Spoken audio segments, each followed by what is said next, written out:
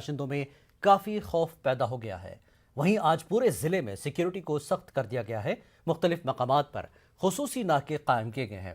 लेतर पुलवामा में गुज़श्ता शाम मारे गए शख्स की शनाख्त सहारनपुर उत्तर प्रदेश के सगीर अहमद के तौर पर हुई है और सगीर कई बरसों से लेतर पुलवामा में अपने दूसरे साथियों के हमरा एक कारखाने में वुड कार्विंग का काम कर रहा था। इसकी हलाकत को कारखाने के मालिक ने अफसोसनाक करार दिया है और लाश को उसके आबाई इलाके तक पहुंचाने की जिम्मेदारी ली है। जब कारखाने से वापस आ गया, बस ये ले लो खाना पका रहे थे वहाँ पे, मतलब जो बर्तन धो रहे थे, तो तभी मैं इनके पास आने की कोशिश कर रहा था। जब मैं वहाँ पे पहुँचा तो मैंने इसको देखा कि इनको गोलियाँ लगी थी।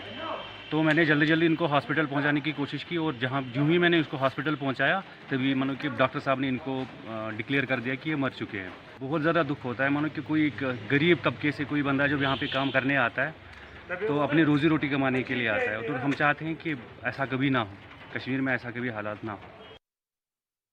नेशनल